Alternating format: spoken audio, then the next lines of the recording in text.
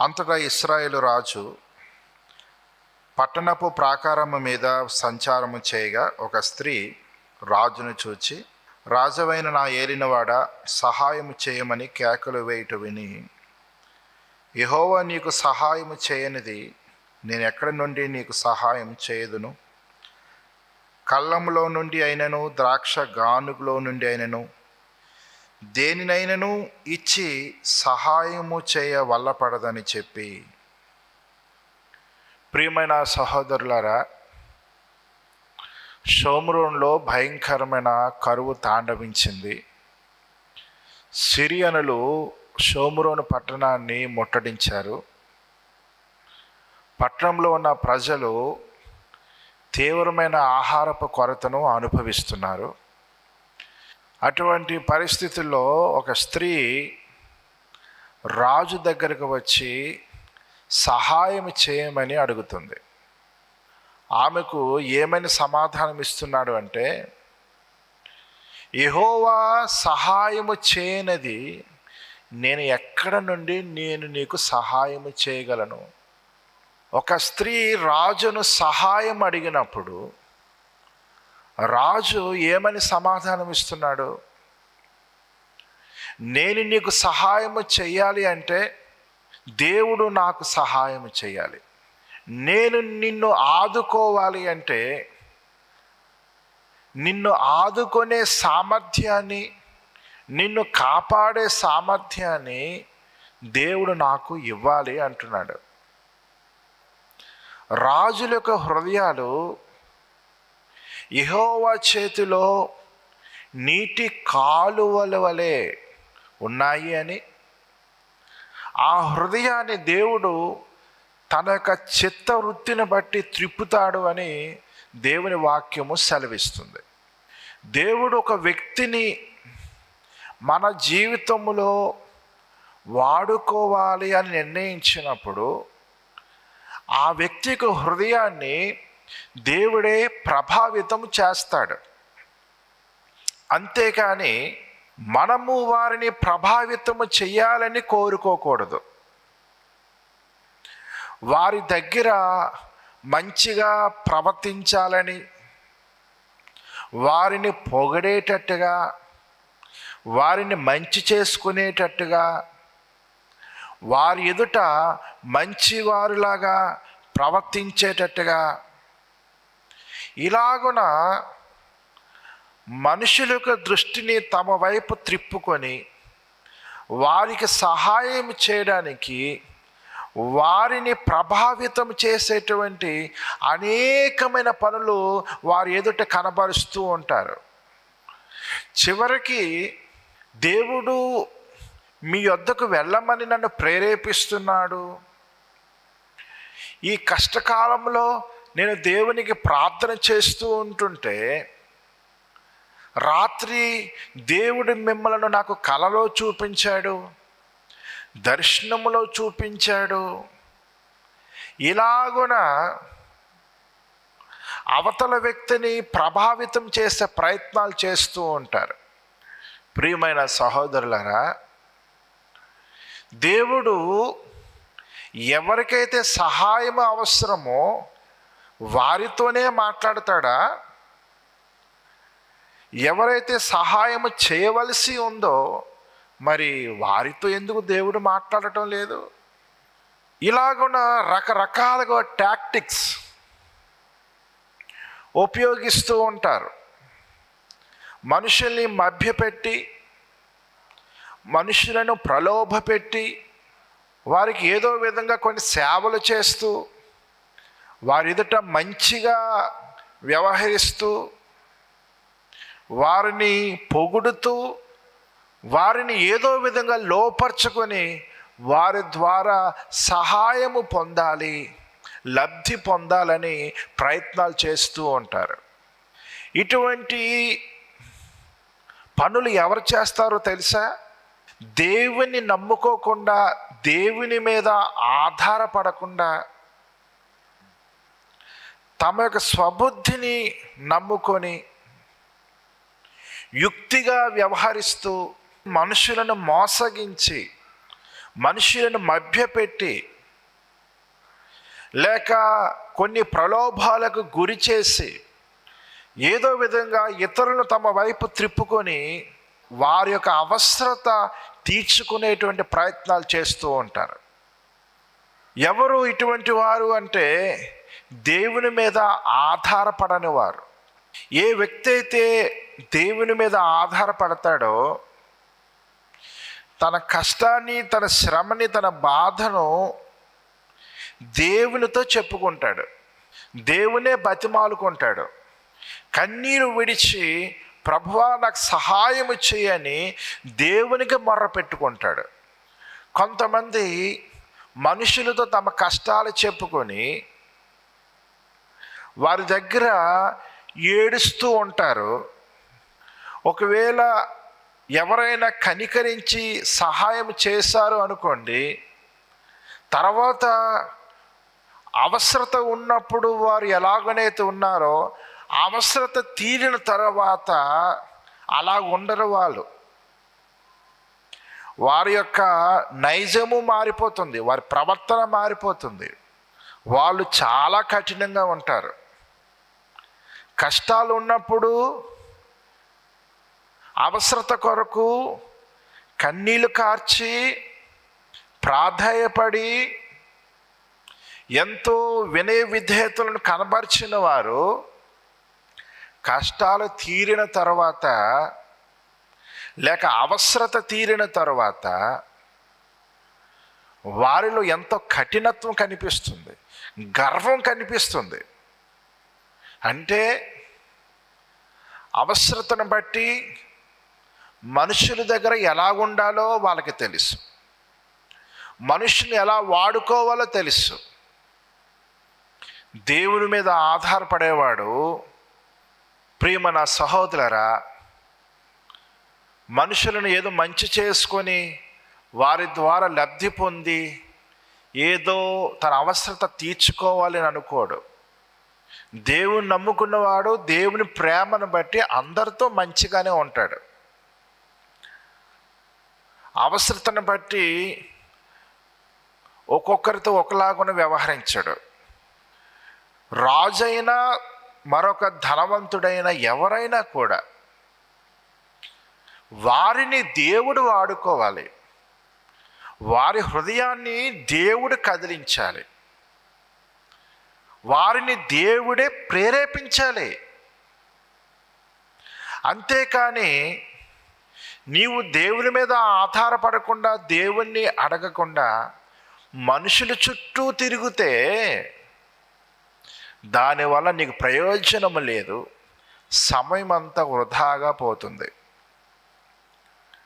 ఇంకా నీ విలువ తగ్గిపోతుంది. నీవు మభ్యపెట్టి ఒక వ్యక్తి యొక్క సహాయాన్ని పొందుకున్నావు అనుకో, రేపటి దినమున ఆ వ్యక్తి దగ్గర నీకు విలువ ఉండదు. అలా కాకుండా ఒక వ్యక్తిని దేవుడు వాడుకొని దేవుడే ఆ వ్యక్తి హృదయాన్ని ప్రేరేపించి నీకు మేలు చేశాడు అనుకో, రేపటి దినమున నీ ద్వారా ఆ వ్యక్తి లబ్ధి పొందేటట్టుగా దేవుడు నిన్ను ఆశీర్వదిస్తాడు, నీ ద్వారా అతని అవసరతను తీరుస్తాడు. ఎవరి ద్వారా అయితే దేవుడు నీకు మేలు చేశాడో ఆ వ్యక్తి నేను చులకనగా చూడడు. ఈ వ్యక్తి విషయంలో దేవుడు నన్ను వాడుకున్నాడు అనేటువంటి అభిప్రాయంతో ఉంటాడు. ఎందుకంటే తనకు తెలుస్తుంది కదా దేవుడు తనని ప్రేరేపించాడు అనే విషయం. మనకు ఎన్నో అవసరతలు ఉంటాయి. ప్రతి భారమును కూడా దేవుని మీద మనము మోపాలి. ప్రతి విషయంలో దేవుని మీద ఆధారపడాలి. షోమ్రోన్లో భయంకరమైన కరువు వచ్చినప్పుడు రాజు ఏమి చేయగలిగాడు? ఆ కరువును తీసివేసే శక్తి రాజుకు ఉందా? దేవుడు ఆశీర్వదిస్తేనే ఏ వ్యక్తి అయినా మరొకరికి ఆశీర్వాదకరముగా ఉండగలడు. దేవుడు ఆ వ్యక్తి యొక్క హృదయాన్ని తెరిచి ఆ వ్యక్తిని కదిలిస్తేనే ఆ వ్యక్తి ద్వారా నీ జీవితంలో కార్యము జరుగుతుంది. కనుక మనము మనుషులను నమ్ముకోవద్దు, మనుషుల మీద ఆధారపడవద్దు. దేవుణ్ణే మనము నమ్ముకోవాలి, దేవుని మీద ఆధారపడాలి. ప్రతి ఒక్కరికి ఏదో ఒక కష్టం ఉంటుంది, ఎన్నో అవసరతలు ఉంటాయి. ఎప్పుడు కూడా మన హృదయంలో ఎవరో ఒకరు తలంపుల్లోకి ఆలోచనలోకి రావటం,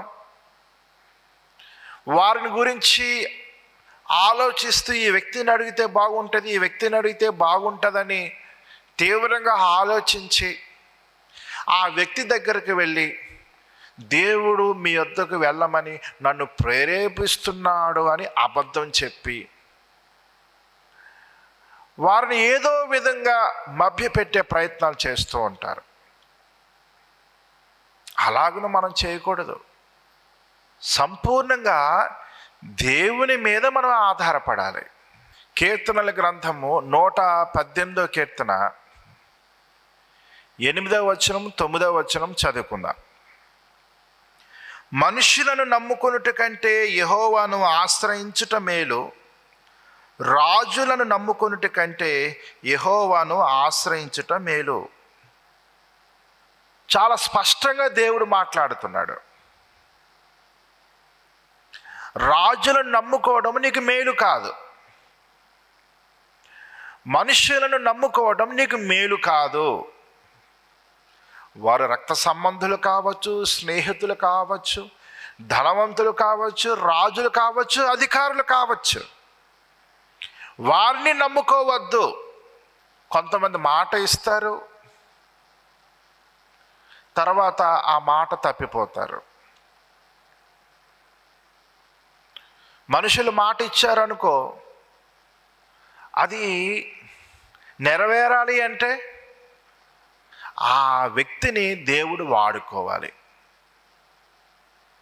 ఆ వ్యక్తిని దేవుడు బలపరచాలి. అంతేగాని ఎవరో మాట ఇచ్చారు కాబట్టి ఆ వ్యక్తి మీదే నీ దృష్టి ఉండి ఆ వ్యక్తినే గురిగా పెట్టుకొని ఆ వ్యక్తినే నమ్ముకుంటే అది నీకు మేలు కాదు.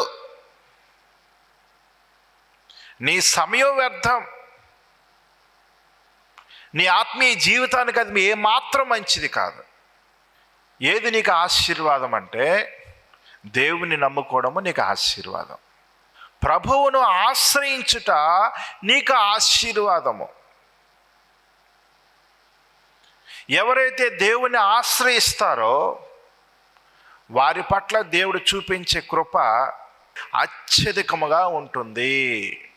దేవుడు షోమ్రోన్ల కరువును ఒక్క దినములోగా అద్భుతంగా తీసేశాడు. ఇశ్రాయేలీయులు హిత్తీయులతో ఐగుప్తీయులతో కలిసి యుద్ధానికి వచ్చేస్తున్నారు అనేటు పుకారు లేచింది సిరియనుల దండులో. వారందరూ కూడా భయంతో పారిపోయారు. వారు విడిచిపెట్టినటువంటి ఆహార పదార్థములు అన్నీ కూడా ఇశ్రాయేలీయులకు చాలా తక్కువ ఖరీదుకు అమ్మబడ్డాయి. ఎంత అద్భుతం దేవుడు చేస్తాడో చూడండి. ఒక్క దినములోనే పరిస్థితులను దేవుడు మార్చేశాడు. ఎలీషా ఈ అద్భుతాల గురించి, దేవుడు చేయబోయే కార్యాన్ని గురించి ప్రవచించినప్పుడు రాజు ఎవరి భుజానైతే చేయి పెట్టి ఆనుకొని ఉంటాడో ఆ వ్యక్తి అంటాడు, యెహోవా ఆకాశపు కిటికీలు తెరిచినను ఇలాగున జరుగుతుందా అన్నాడు. ఎలీషా అన్నాడు, నీవు ఆ కార్యాన్ని చూస్తావు కానీ అనుభవించవు అని చెప్పాడు. జనసంద్రం యొక్క తొక్కిసలాటలో ఆ వ్యక్తి చనిపోయాడు. దేవుడు చేసిన అద్భుతాన్ని కన్నులతో చూశాడు కానీ అనుభవించలేకపోయాడు. షోమ్రోన్లో ఉన్నటువంటి కరువు అంతటిని కూడా దేవుడు తీసేశాడు. చాలా తక్కువ ఖరీదుకే ఆహారము వారికి దొరికేటట్టుగా దేవుడు వారికి సమృద్ధిని ఇచ్చాడు. మనం విశ్వసిస్తున్న దేవునికి అసాధ్యమైనది ఏదుంది చెప్పండి? నీ అవసరతను దేవుడు తీర్చలేడా? నీ అప్పులను దేవుడు తీర్చలేడా? నీకున్న రోగాన్ని దేవుడు స్వస్థపరచలేడా? నీ కుటుంబ సమస్యలను దేవుడు పరిష్కరించలేడా? ఎందుకు దేవునికి నువ్వు ప్రార్థించటలేదు? చాలామంది సమస్యల్లో ఉన్నప్పుడు దేవునికి ప్రార్థించవలసిన విధముగా ప్రార్థించటలేదు. కారణము, వారు దేవుని మీద ఆధారపడటం లేదు. దేవుని మీద ఆధారపడేవాడు యాకోబు ఎలాగునైతే నీవు నన్ను దీవిస్తేనే కానీ నిన్ను విడిచిపెట్టను అని ప్రభువుని గట్టిగా పట్టుకున్నాడో, అలాగున దేవుణ్ణి వదలకుండా ఎడతెగక ప్రార్థన చేస్తూనే ఉంటాడు. తన జీవితంలో అద్భుతమైన కార్యాన్ని పొందుకుంటాడు. ఒకసారి మనం పరిశీలన చేసుకుందాం. కీర్తనల గ్రంథము 146 కీర్తన 3-4 వచనములు. రాజుల చేతనైనను నరుల చేతనైనను రక్షణ కలుగదు, వారిని నమ్ముకొనకుడి. వారి ప్రాణము వెడలిపోవును, వారు మంటి పాలగుదురు. వారి సంకల్పములు నాడే నశించును. మనుషుల దృష్టికి రాజు గొప్పవాడు కావచ్చు, కానీ నమ్ముకోవద్దు. నీ దృష్టికి ఎవరైనా మంచివారుగా కనిపిస్తూ వారిని నిన్ను ఆదుకుంటారు అని వారి మీద నీ నమ్మకాన్ని ఉంచుకున్నావా? నరులను నమ్ముకోవద్దు. నీ హృదయంలో ఎవరుండాలి? దేవుడు ఉండాలి. నీ హృదయంలో దేవుని వాక్యం ఉండాలి. ఒకసారి పరిశీలన చేసుకుందాం. రాజులైనా మరొకరైనా వారు ఏ పాటి వారు? దేవుని వాక్యం సెలవిస్తుంది, వారి ప్రాణము వెడలిపోవును, వారు మంటి పాలగుదురు.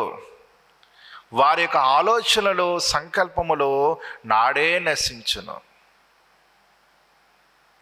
ఎవరైనా నీకు మేలు చేస్తాను అని మాట ఇచ్చారా? ఆ మాట ఇచ్చిన వాడు ఎంతకాలం బ్రతుకుతాడు? నీకు మాట ఇచ్చిన వానికి ఉద్దేశాలు ఏమైపోతాయి? అవన్నీ నశించిపోతాయి. దేవుని మీద ఆధారపడు. నీ ఎడల దేవునికి ఉద్దేశాలు నెరవేర్చబడేటట్టుగా నువ్వు దేవునికి ప్రార్థించి దేవుని నమ్ముకో, ప్రభు మీద ఆధారపడు. జీవితంలో గొప్ప కార్యాలు నీవు చూస్తావు. ఇర్మియా గ్రంథము 17వ అధ్యాయము 5వ వచనం నుంచి 8వ వచనం వరకు చదువుకుందాం. యెహోవా ఇలాగు సెలవిచ్చుచున్నాడు, నరులను ఆశ్రయించి శరీరులను తనకు ఆధారముగా చేసుకొనొచ్చు, తన హృదయమును యెహోవా మీద నుండి తొలగించుకున్నవాడు శాపగ్రస్తుడు. వాడు ఎడారిలోని అరుహ వృక్షము వలె ఉండును, మేలు వచ్చినప్పుడు అది వానికి కనబడదు. వాడు అడవిలో కాలిన నేల యందును నిర్జనమైన చవిటి భూమి యందును నివసించును. యెహోవాను నమ్ముకున్నవాడు ధన్యుడు, యెహోవా వానికి ఆశ్రయముగా ఉండును. వాడు జలముల యొద్ద నాటబడిన చెట్టు వలె ఉండును, అది కాలువల ఓరను దాని వేలు తన్నును, వెట్ట కలిగినను దానికి భయపడదు. దాని ఆకు పచ్చగా ఉండును, వర్షము లేని సంవత్సరముల చింత నొందదు, కాపు మానదు. దేవుని మీద ఆధారపడేవాడు పరిస్థితులు ఎలాగున్నా దీవించబడతాడు. వర్షం లేని సంవత్సరమున నీటి ఓరను నాటబడిన చెట్టు కాపు మానదు. అలాగున పరిస్థితులు ఎలాగున్నా దేవుని మీద ఎవరైతే ఆధారపడతారో వాడు ఎప్పుడూ కూడా సంతోషంగానే ఉంటాడు. ఆ వ్యక్తి ఎప్పుడు దీవించబడుతూనే ఉంటాడు. ఆ వ్యక్తికి ఏ లోటు ఉండదు. ఆ వ్యక్తి జీవితంలో ప్రతి అవసరత కూడా అద్భుతంగా తీర్చబడుతుంది. మనుషుల్ని నమ్ముకునేవాడు తన దృష్టిని, తన మనస్సును దేవుని మీద నుంచి తొలగించుకున్నవాడు కాబట్టి ఆ వ్యక్తి శాపగ్రస్తుడు అవుతాడు. ఎడారిలో, చవిటి భూమిలో చెట్లు ఫలభరితంగా ఉంటాయా అండి? అటువంటి నేల యందు చెట్లు ఫలిస్తాయా? అలాగున మనుషులు నమ్ముకున్న వారి యొక్క జీవితం ఉంటుంది. అదే ఎవరైతే దేవుని మీద ఆధారపడతారో, దేవుని నమ్ముకుంటారో, జలముల యొద్ద నాటబడిన చెట్టు ఎలాగైతే ఫలిస్తుందో, ఆ చెట్టు కాపు మానదు, చింత నొందదు. ఎందుకంటే దేవుడే ఆ వ్యక్తికి ఏమి కావాలో ప్రతి అవసరతను కూడా తీరుస్తూనే ఉంటాడు. దేవుని శక్తి తగ్గిపోయేది కాదు, దేవుని సామర్థ్యము తగ్గిపోయేది కాదు. కనుక దేవుని మీద ఆధారపడేవాడు ఏ పరిస్థితుల్లో అయినా కూడా ధైర్యంగా ఉండగలడు. తాను దీవించబడతాడు, ఆశీర్వదించబడతాడు, వర్ధిల్లుతాడు. ఇస్సాకు కరువు కాలంలో విత్తనాలు నాటాడు, నూరంతలుగా పంట పండింది. దేవుడే ఆ ఆశీర్వాదం అనుగ్రహించాడు. మరి మిగిలిన వారి సంగతి ఏమైంది? వారెందుకు అటువంటి దీవెన పొందుకోలేకపోయారు? దేవుని ఆశీర్వాదం ఇస్సాకు ఉంది కాబట్టి. కనుక ప్రియమైన సహోదరులారా, చెప్పబడిన వాక్యాన్ని బట్టి పరిశీలన చేసుకుందాం. రాజు అంటున్నాడు, యెహోవా సహాయము చేయనిది నేను ఎక్కడ నుండి నేను నీకు సహాయము చేయగలను? దేవుడు సహాయము చేయకపోతే, దేవుడు సామర్థ్యాన్ని ఇవ్వకపోతే, దేవుడే హృదయాన్ని ప్రేరేపించి మన వైపు త్రిప్పకపోతే ఏ మనుషుడు కూడా మనకు సహాయము చెయ్యలేడు. కనుక మనము మనుషుల్ని నమ్ముకోకుండా, మనుషులను ఆశ్రయించకుండా దేవుని నమ్ముకుందాం, దేవుని మీద ఆధారపడదాం. దేవుడి మాటను దీవించి ఆశీర్వదించును గాక. ఆమెన్.